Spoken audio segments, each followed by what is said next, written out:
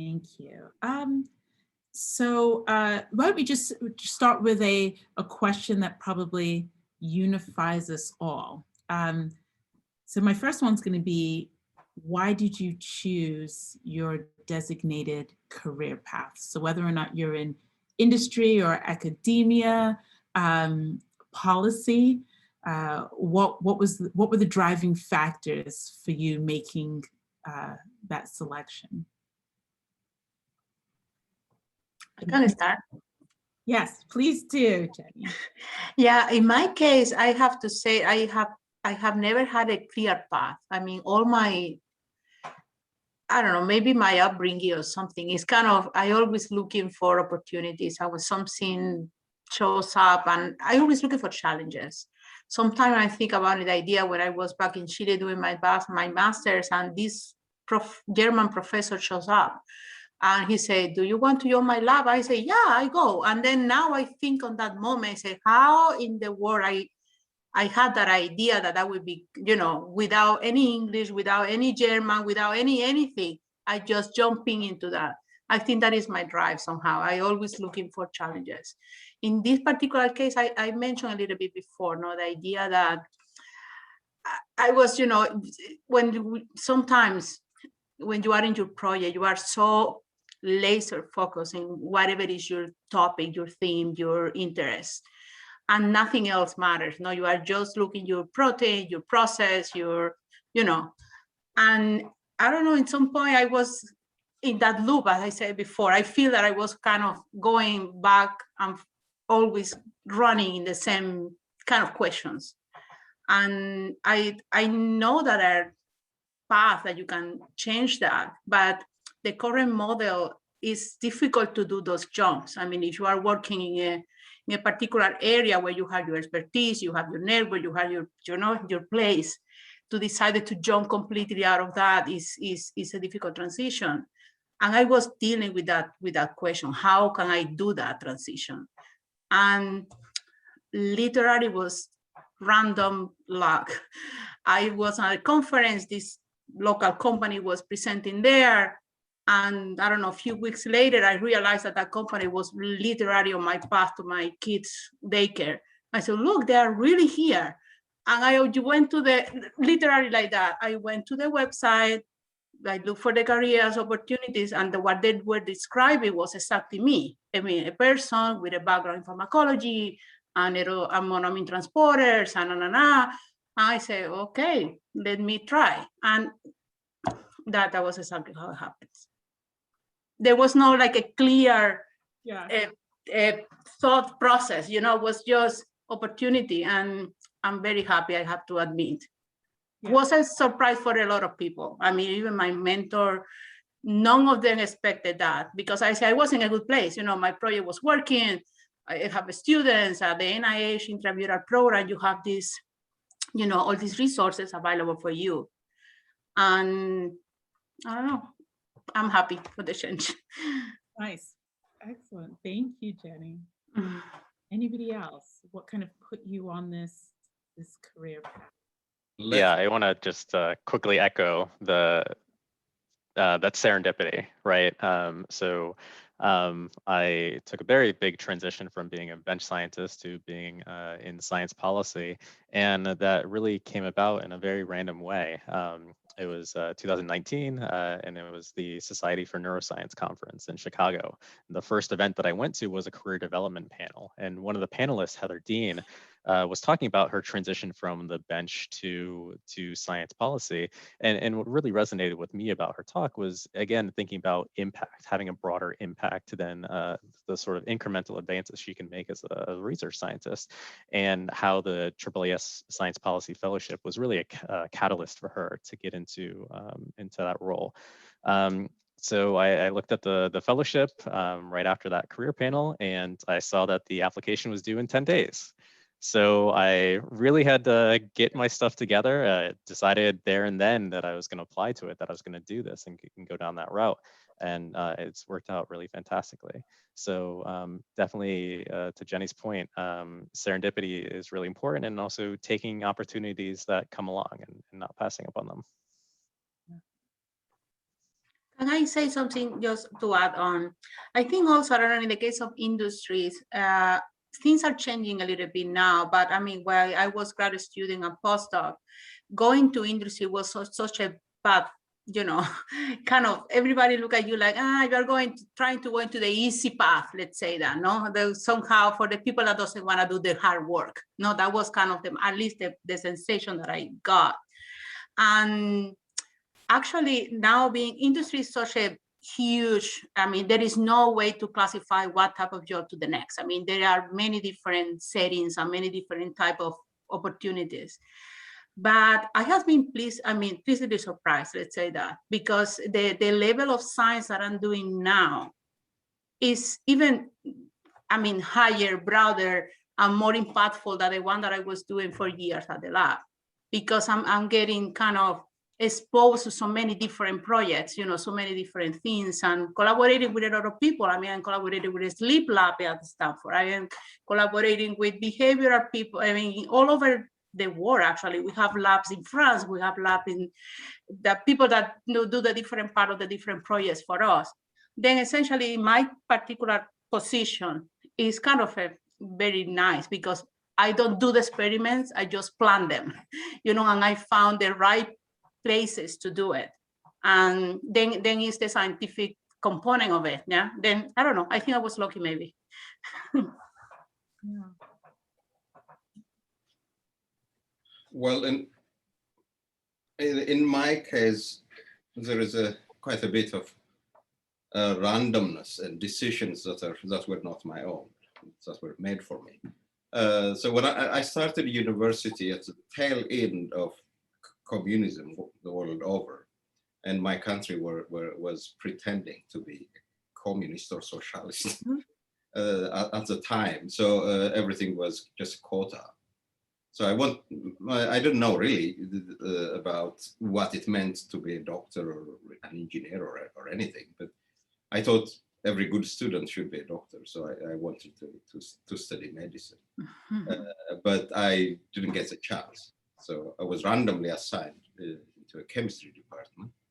And then after 1 year, again, rather randomly, there was a policy, I think, by the government to train a group of students just for the available chemical plants in the country, the chemical industry there.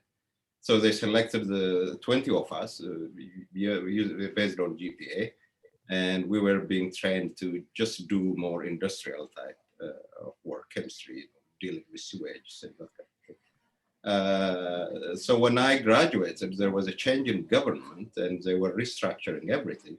So the chemical industry, the few factories that we had were being restructured. So and at the time, the government was to assign graduates to fill in different jobs. So we didn't have to look for a job. Then we were the last to be assigned into jobs, but they did not know what to do with us because those factories would not take any new recruits at the time. They did not have the capacity. So they sent us into the Ministry of Health with a single letter, and Ministry of Health had no idea what to do with us, rightly so, because we were not trained for anything that has to do with biomedical stuff or medicine or patients or anything. I had just one biochemistry course. So they assigned us into different hospitals and they told us to just figure out what to do. And yes, we did end up, most of us, figuring out what to do. And I ended up being a clinical chemist, running kidney function tests, liver function tests, radioimmunoassays, that kind of thing. And I got some internal training. And then I got a scholarship on my own, went to Norway, and the rest of the story changes right there, because I got introduced into biomolecules in that hospital. I was reading books on my own, and this thing was really interesting. So I wanted to know more about proteins, and from the chemistry angle, that's how I ended up doing physical chemistry, but working on proteins. And then I got closer to biochemistry in my PhD, joining a biochemistry department and studying biomolecules from the biophysical angle. And the name, I did not know the name biophysics then, but apparently it was biophysics that I was doing. And as a postdoc, then I knew a little bit of what I was doing, and I decided to be a little bit of an expert in the molecular sciences, especially computational structural biology, computational chemistry. And my decision to choose between pharma and academia was, I debated there for quite a long time. I was not sure what I wanted to do. I thought academia would give me some stability. I had two young kids at the time. Industry, I thought, would be up and down. I don't know if that was really true, but that factored into my decision to go to academia. And it has been fun so far. I have no regrets. Again, some of the decisions were my own, but I'm glad I was not a doctor. I wouldn't have been a good or a happy doctor if knowing myself now, but at the time I did not know any better. So some things, happen for a reason, call it karma or luck or whatever. So that's how I am here right now, and I'm pretty happy where I am. I'm doing now both simulations and some experiments, so 50-50 roughly at the moment. And that's what I wanted to do from right from the beginning, because I had some experience in lab work, with hospital lab work, and some quite a bit of training in the on the computational side. So it ended up being really a good thing. It worked out. Yeah, it worked out. Yeah. Yeah. And I'll just add one quick thing. I think my background, having not been exposed to science until I got to undergraduate, I really leaned on my mentors to really guide me and give me options that I didn't know existed. Right, going into undergraduate, I didn't know about graduate school. Right, I didn't know that was an option, that you could go, get a Ph.D. and get paid while doing it. I think that's something that, especially in the Black community, you just didn't hear, you didn't know about. But I think for me, the choice to go academia was definitely one where, because of the fact that I really enjoyed mentoring, the mentoring aspect of, the idea of being a PI and mentoring the next, generation of scientists. If I wasn't a scientist, I would be a coach. And I think, those two things go hand in hand. Where you're just helping young people. Like, I had Gary, who was a great mentor and really helped me early on in my career. Like, I aspired to be someone like him because he really did take a chance on me, right? He saw something in me before I saw it and helped put me on a path that got me to where I am today. I think that's really what kind of guided my choice to go academia. But even then, there's a lot of talk of serendipity or karma or luck. It all, kind of boils down to, I think, just being prepared for opportunity. And in every step along my journey, right, we were prepared. I was prepared for the task at hand. And that gave me then opportunities that I might not have gotten if I wasn't, prepared and taken on in my journey. Bring up a really good point, and that is the impact of mentorship in general. So I would just like to ask the panel, can you tell me a little bit about the impact that good or bad mentorship has had on you and your path up until this point? Well, yeah, I'll just expand on what I was just saying. Like I said, as an undergraduate, being a football player, double majoring, trying to have social life, like my grades suffer. And I tell this to a lot of people, I had 2.4 GPA as an undergraduate. And so for every, the idea of going to graduate school, I didn't even make the cutoff of just GPA cutoffs that, schools utilize to triage, applications. And so, I think Gary, really was someone that said, hey, you took on too much as an undergraduate. I know you can do it because I've seen what you've been able to do when you were able to sit down and focus. And so he basically behind the scenes, right, took a risk and got me into a graduate program to do a master's at UNC in the chemistry department, just to prove to people that I was capable of doing the work and being a good student, if I had a chance just to focus and not be so diluted in so many different things. So I mean, I think that was the first exposure of a mentor, like I said, really being in my corner, being someone I could trust, someone that was looking out for my best interests, to help me grow as an individual. And then I think as we went into graduate school, my wife and I had 2 children, as during our graduate studies. And so we both had to utilize and both had to lean on our mentors to really understand, right?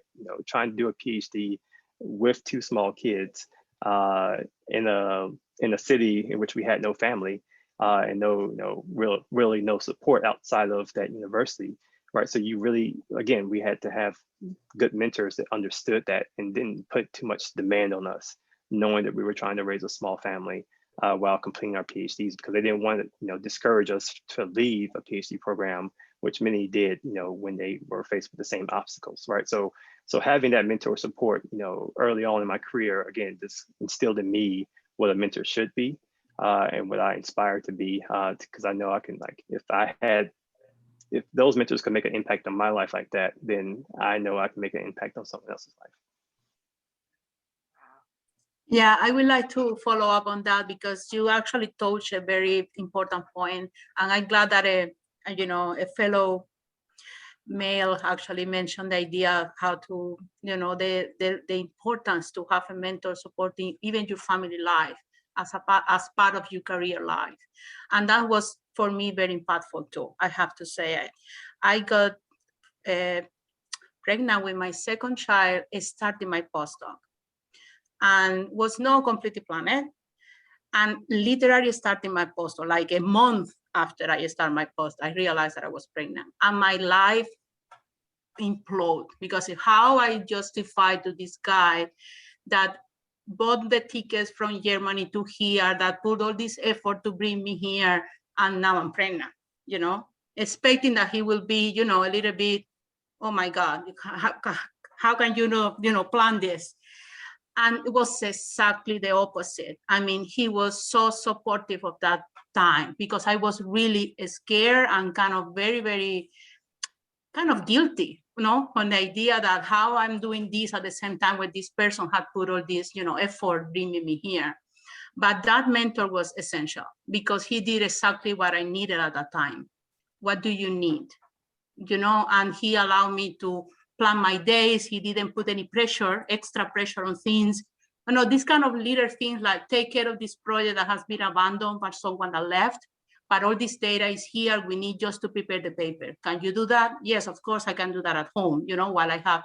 And these kind of little gestures are key, because I could make it, I could have my kid. He was even premium. It's another story. I was 3 months at the NICU. I mean, that was a disaster personally. But over all this time, he was just there, never questioning or putting extra effort. And that at the end worked out well, because all the projects, I finished everything. Everything was fine after that. But mentorship on that situation is key, because the solution to that would have been just left, because you just cannot do it other way. Then, yeah, I mean, it's important to remember that now that we are in a different position, now is what you said, to have all these, what your own experiences, and how to translate that to junior people that is, starting now their careers. It's good. I went a little personal, but I think it's important. Thank you both. And I think I would just agree with everything that has been said. I mean, mentors really matter for our careers. It's true for me, and probably true for everyone. For me, as a master's student, I lost my father just in the middle of my thesis research, and I was quite devastated. But my mentor was an amazing person, just as a person, not just as a scientist. So I could lean on him, and he supported me in every way possible. And I ended up finishing my master's in a year and a half. And some people, it takes 3 years for some, 2 years for others. But I was able to do well because I just could trust him and I could depend on him. And that made me work hard rather than think about the loss and the things. So the same with my PhD advisors, postdoc advisor. My last one was Andy McCammon. He's just an amazing person. He was soft spoken, really deeply caring, and he probably produced more faculty members from one lab than, if I'm not mistaken, most other laboratories. And he never shouted. I have never seen him angry, whether he make mistakes or things like that. He just softly guides you to the right path. And I try to emulate a little bit of that. I'm sure I've failed in many ways than one, but I hope some of my mentees so far, I've been at this job now for 12 years. I hope I shared some of that, passed on some of that, but I'm not sure how much. But a caring, understanding mentor matters, especially for people of our background, diverse background, different cultures, different expectations. We don't know when to react and when not to react. It's really quite dependent on our background. So an understanding a mentor is really critical, and we try to be understanding as well, as much as possible. The one thing I can add very quickly is that mentors come in a variety of different forms, right? So in grad school, you have your thesis advisor, your PI, and maybe some other panel members as well. But I think it's important to look for mentors everywhere and anywhere, right? If you find somebody that's doing really cool research, go up and talk to them. Maybe that'll lead to a longer relationship or an occasional relationship or what have you. For me, I struggled a bit with my PI as in undergrad, or sorry, in grad school, and we had a tenuous relationship at certain junctures. But what was really transformative for me was not that one PI, but somebody actually in a completely different lab, in a completely different department, in a completely different field. And she was able to help me kind of get that perspective and help me along the path in a way that my kind of nominal advisor couldn't. So yeah, definitely find those opportunities to connect with people, and you never know where those relationships could go. I think kind of the common theme here is, I tell the grad students, whether or not it's somebody who's rotated in my lab, but ended up going to another lab, maintain those relationships throughout. Because I think one of the really important things is these people can then turn around and be mentors to you at different points in your career. It's not just the lab you're in. It's build a strong community. I think that's really important for getting through grad school and getting through your postdoc, and even when you're in your positions, wherever it is, kind of having that supportive community really does tend to help. I've seen a message pop up in the chat. So Lisandra asked, Richard, what do you work on with science policy? And how do you prepare your CV for a position in science policy during or after your postdoc? Yeah, that's a really great question, and thank you for it. I'll start with the first part. What do I work on in science policy? I work on a lot of things in science policy. So again, my position is at the NIH, working for the BRAIN Initiative. And what's really special about the BRAIN Initiative is that it's this trans NIH program. And it involves the cooperation of 10 different institutes and centers across the NIH. So not only the NINDS, National Institute of Neurological Disorder and Stroke, also NIMH, Mental Health, NEI, the Eye Institute, and a variety of others. So it's really a collaborative effort to develop neurotechnologies to push the field forward. So in support of that effort, I perform a variety of different functions. So interacting with scientific review panels, helping kind of more programmatic side, working on the funding announcements that we put out, then working on the grants as they come in, developing the pay plans as we develop the kind of programmatic decisions on what we're going to fund, what we're not going to fund, setting the priorities for what we're going to fund in the future, developing the new initiatives to garner interest in those fields. And then again, the more strategic side as well, considering that we are this collaboration of 10 different institutes and centers, many of which have different incentives and different priorities. So trying to get all of those 10 to kind of come together in this concerted way is, as you might imagine, a considerable effort. So the BRAIN initiative, I think our current annual budget is something like 500 million, and we are going to be ramping up to, I think, $1 billion in 2023. So even though we're not an institute or center, we have a budget that rivals that of, I think, close to half of the other institutes and centers, NIH. So there's a lot of work and effort that goes into managing that sort of budget and portfolio. And I am also involved in a variety of diversity and equity issues as the NIH starts to think about more broadly its role in some of the disparities that we see, particularly in funding the extramural research community. So that's something that I'm particularly interested in contributing to. The second question quickly about how I prepare my CV for this position. I was really fortunate in that the position is really tailored for PhDs and academics. So they definitely want to see that I have a strong research background. But beyond that, I think it's really important in general. Jennie mentioned that it can be particularly difficult in transitioning out of these more traditional career paths.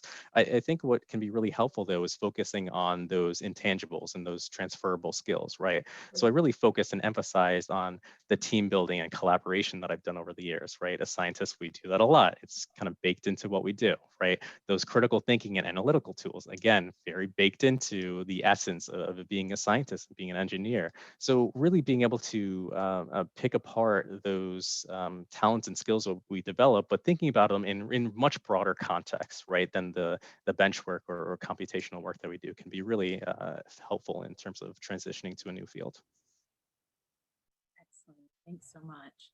And then as an extension on the question that Lisandra asked, for all of you, for the positions that you're in, how do graduate students or postdocs build a strong CV to kind of enter into those positions, whether or not it's academics or industry? I can talk a little bit on that because industry is very particular regarding the CV.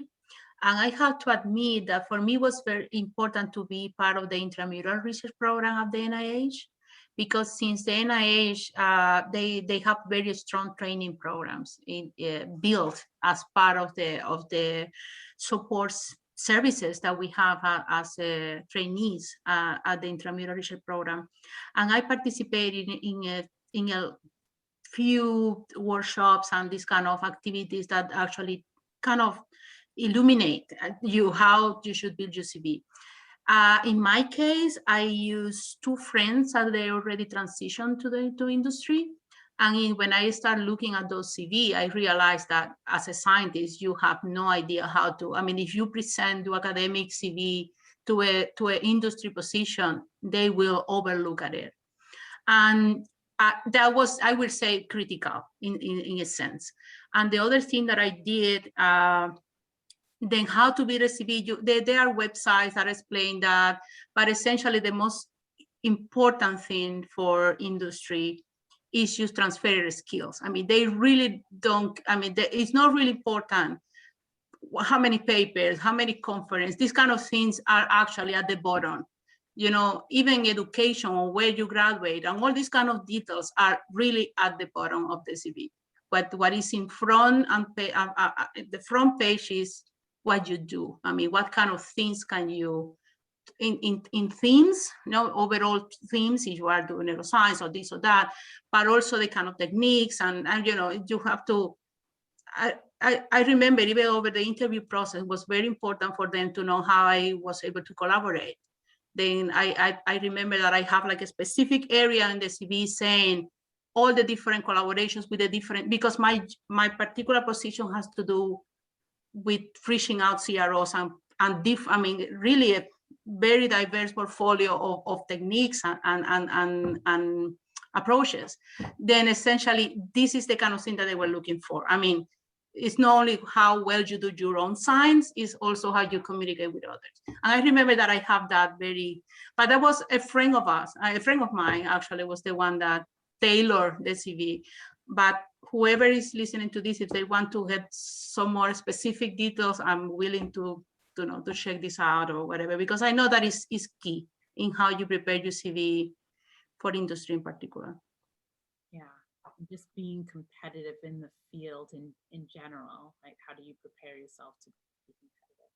Yeah, also in my case, as I say, I spent almost 2 years with the idea in my head, but I wasn't able to say it because I knew that a lot of people would get upset. But I was preparing myself for this transition. And I took a few classes, actually. I took classes at the NIH for the FDA process, for example, because I want to understand drug development and all the different stages and there is a language associated with that.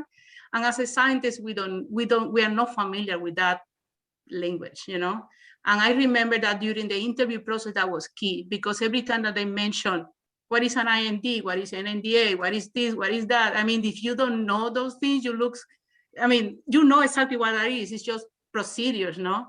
But I remember that I feel that was important. I mean, to have some knowledge of the drug development process.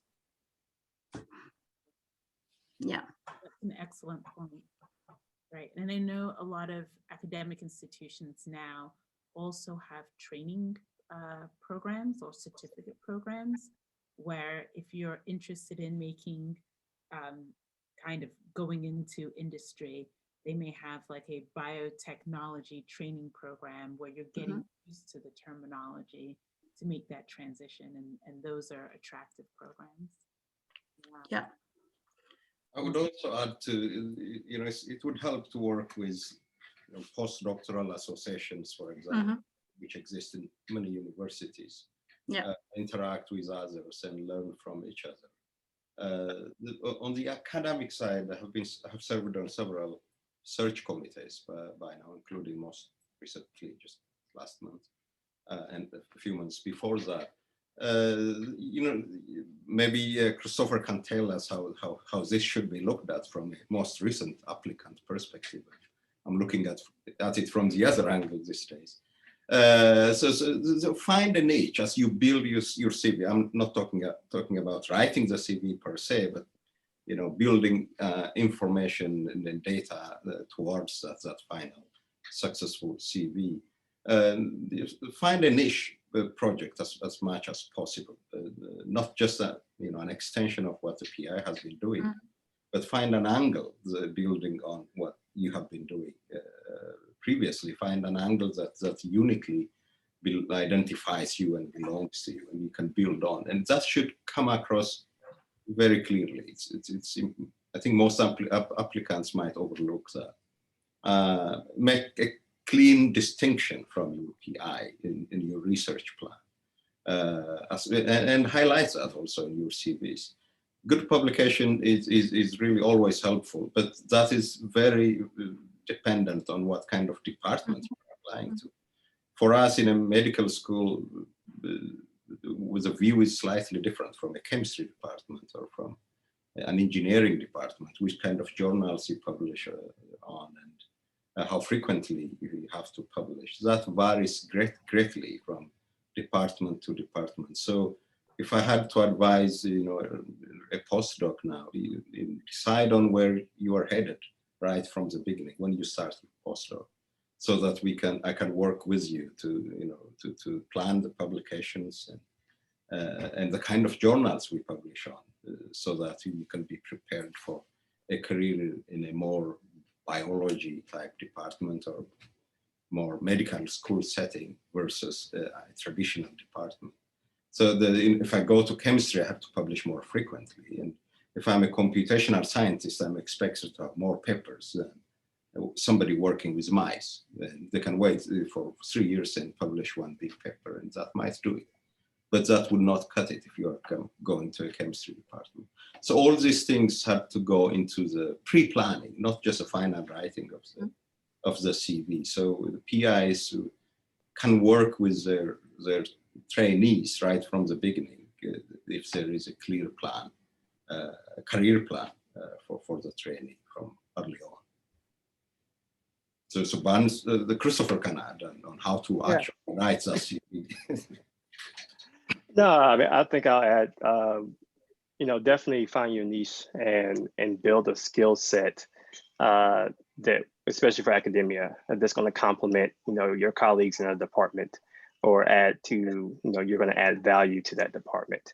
I mean, I guess the same can be said in industry too, right? You want to be able to bring something to the table that's going to help, push the projects forward, that, people are going to want you to be responsible for. I think, somewhat different now that I will highlight is, communication and being on other platforms. Like the traditional CV, especially for academia, may not be as looked at anymore as your Twitter, right? Or as going to conferences and being part of events. I mean, to be totally honest, I was started getting recruited by universities because I was at an event, or because they saw a paper, on Twitter. Like you get a lot of, communication through other channels nowadays with universities and schools, as younger junior investigators who are now sitting on search committees. They're young, just like you are, and they're looking at Twitter. They're looking at things where young scientists are active on, and so those types of platforms are actually maybe in essence going to end up being somewhat like your CV, a extension of your CV. So you should really be mindful of that. If you're going to work in this space, but definitely going to conferences and being getting exposure as best you can in the academic side of things is really important, because that's where you'll meet people. That's where you'll get to talk to scientists not off the record, but informally before applying to programs, and I think that really helps get you ready to apply to academic job postings, in which they might want to recruit you and kind of get your application up above the fray, when it's time to apply. So we have a question in the chat that is specific for Dr. Gorfe. How are the academic opportunities in Africa? And if research investments are thought to increase in the future, are there any good opportunities to start an academic position? So getting jobs as outside of the US, does anyone have any thoughts on that? I will just give it a try, but I've been away for quite some time now, so I can't really speak with full authority about how the job opportunities are in Africa at the moment. And I have very little experience with much of Africa. It's a big continent to speak with any authority, but probably with some generality, I can say that opportunities might be slightly better now than they were when I was a student, for example. So there are some good research universities in South Africa and a few in places like Nigeria. Ghana is a good place too, and many other countries. There are some good universities and where some good research is being done right now, including biophysics. There are I serve as the editorial board of the Biophysical Journal, and have been also a committee, a member of the Committee of Inclusion and Diversity of the Biophysical Society for 6 years. And there are some abstracts coming from there. And so there is some good research going on. I can't really name names, or universities at this point. But if one searches seriously, there are potentially opportunities. Then you can go on and debate, and are there enough resources or financial instruments? That will always be a challenge, and that remains really challenging right now. I think I know a little bit more about Ethiopia, and there are many universities with interest in doing research and recruiting for the faculty from everywhere. They would be happy to take people like all of us. But the challenge would be, would we get enough funding to do cutting edge research as we would like to do? That's going to be that's going to remain a challenge. Again, for brave souls, it is possible, but difficult. What's the rest of the question? What are the future opportunities? I can only hope that it will get better. With some countries developing economically faster than many other places these days, I think the future is going to be better than it is now. I think I'm sorry I was not able to provide any specific, but very broadly, this is how I see the situation in Africa is. Great, thank you. And we have a few more minutes left. So I want to make sure I give everybody an opportunity to, any last minute thoughts on career advice that you may want to give the audience, especially maybe touching on, there's a lot of things each of us are asked to do outside of our narrow job descriptions. And so we have a lot that we need to juggle, number one, at work. And then in addition to that, many of us have responsibilities outside of work. So I guess my general question is going to be, as we close, how do you stay competitive while having many different interests and being able to do a lot of what you love while taking on additional responsibilities? I can touch on this. I have something fresh in my mind. So I think networking is something we haven't explicitly talked about, but I've kind of touched on as we've gone along. And it's something that I think is, it's something that historically I was very bad at and didn't think that I needed to do, right? In academia and science, I like to think that our science speaks for itself. But that's absolutely not the case, right? And I think Chris mentioned the importance of being visible, right? Going to those conferences, going up to the speakers afterwards and talking to them about anything and everything, right? Just getting your name out there, taking every opportunity you can to present, whether it be locally in your institution or these days, it's really easy to drum up a speaking opportunity virtually, right? And being able to craft, being able to work on your craft in terms of communicating your science and communicating what you do and its importance to other people. But also the other side of networking is also being available to people and being available to different opportunities that might come up.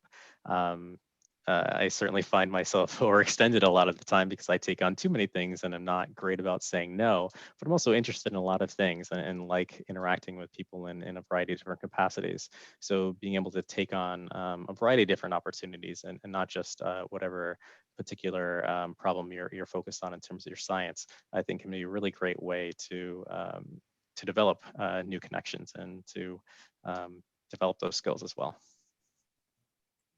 Thanks, Ryan.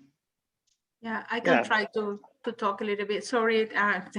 Yeah, I mean, your question touched a very important point because I'm trying to say I'm struggling with that balance. I think this is the reality. No, it's a real struggle. I mean, you have to be all the time. I think able to say no is important, but goals directly related with our positions as being the only one like you in whatever spaces you are, then, and that is true even for industry. Yeah, I mean, I am the only one in every room when I enter, and that makes me being aware all the time that I have to double work, that I have to put the double of effort to just deserve to be there. No, this is kind of the issue. I know that it shouldn't be like that. I'm completely consciously aware of that, but subconsciously, and my action is like, I have to be the best. I have to put the double effort. I have to work the double hours. And as I said, for me, it's a struggle. I cannot say that I have been able to actually do the right balance. My kids are now a little bit older, then I kind of pass the small, child school age. Then you can say that it's easier, but it's not actually, because now I have a different challenges. But I'm taking more responsibilities at work. And even this past year with the pandemic, we were working at home for almost, since March, and has been horrible. I mean, working all the times, and you cannot say no because you are available. I mean, I am here, I request my afternoon free for this event, and during our talk I have received 15, 20 emails, and I have to control myself that I don't want to check any of those because everybody's aware that I am out this afternoon. But but it's that need, no? And I'm sorry, I don't have the right answer for this, but for me it's a struggle. Being honest. So very quickly, I have a slightly different perspective. I had my kids as a graduate student, so I have to raise kids as a postdoc and as a tenure track assistant professor. So it was tough, but here is what I learned. Now my kids one is 17, one is 19, so they don't have much to do with me except for some money. So at that time, going home late and playing with them vigorously for 30 minutes was both my exercise and my source of energy. So I could work after that for several hours. And it was really, really interesting and inspiring and something inexplicable, but very useful. Sometimes we don't appreciate that side of things. Mm-hmm. So it might take a little bit of extra time, our time. Juggling is very hard, and driving back and forth here and there is always difficult. But there was some energy that I was able to derive from that, and that was making me even more productive. So it works both ways. So I would not discourage anybody to have family as we struggle to be. Yeah, but don't get me wrong. I totally agree with you. I think my most productive years was actually over those times, because when I was in the lab, I have to work and produce. I don't have time to chat. I don't have time to have coffee. I don't have time to go to happy hours at 4. I just have to work and do the things that I have to do with my plan. I totally agree with you. But still, it's a struggle in the sense that I don't know, that sense of responsibility. I don't know if you guys feel it, but I have this all the time pressure. Sorry, it's my cuckoo clock, the one that is it's 3 p.m. 4 already.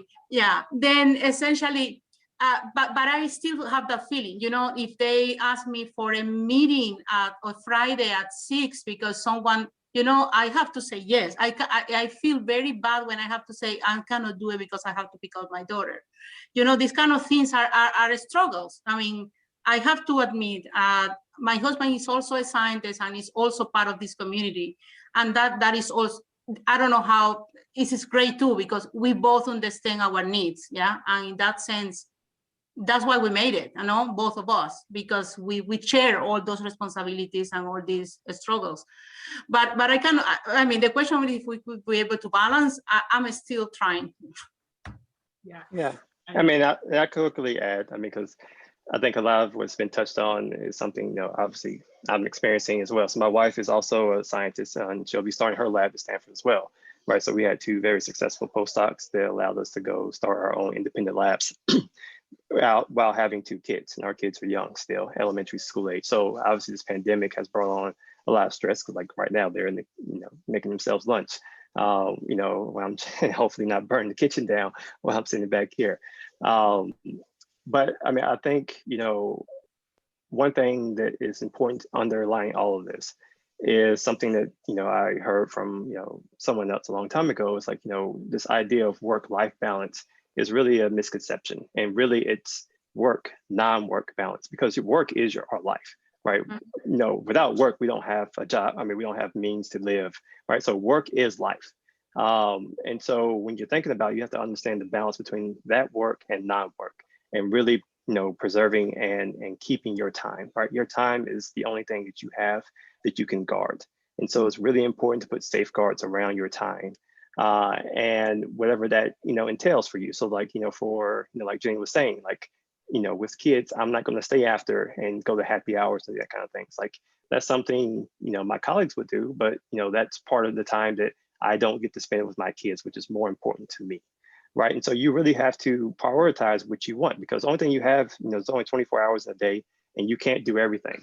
And so I think the key here is to really understand how to keep your time doing the things that you want to do, and making sure you stick to it. And it makes it very difficult, because time doing DEI efforts is going to take away time from being in the lab, and it's going to take away time from being with your kids. Right. So even though you might be passionate about DEI, if you're academic and you're a professor and you need to get papers out, write grants, well, how much time can you really devote to that and then still be the father that I want to be? Like that's something that I have to, I have to understand, how to do that. And along with guarding your time, I think the biggest key that Gary, again, my first mentor, told me, we were working on a project and he was like, the biggest thing in life that no one ever realized, but it's communication. And he was basically saying, because we were working with an engineer, and the engineer had no idea about the biology. We had no idea about the engineering as undergrads. And so he was like, you have to effectively communicate to that engineer exactly your needs. And he's like, you can apply that through the rest of your life, both career-wise as well as, personal. And I mean, I think that is a really key component to really guarding your time, is you have to effectively communicate to others your needs. When you're in the lab, you need to effectively communicate to your mentees what you need from them. Otherwise, you're going to spend more time doing things that, that's not great. You need to effectively communicate to your spouse what your needs are from them. Otherwise, you're going to end up in arguments because something didn't get done because you thought you had told them, oh, I looked at you, that meant go do this. Like, no, effectively say, hey, I need your help with this. And so, I mean, that communication component is something that you really have to utilize. You don't know something, go ask the expert in your department, go ask the expert in your company that does know that, because you can spend 5 days researching it on Google, trying to learn it yourself. But why do that when you have Jennie right down the hall that you can talk to Jennie in 1 hour and she can tell you, oh yeah, this is how we do this, and that saves you so much time. Right. So understanding that, effective communication and really safeguarding your time is really the key to having some type of balance. But you're going to fail. So remember that too. It's not going to be, you're not going to get everything right all the time. You're going to fail. But it's what you do with those failures, right? Do you get up or do you just wallow in it? So, I mean, I think choosing to get up is, how I go about life. And, that's what you got to do.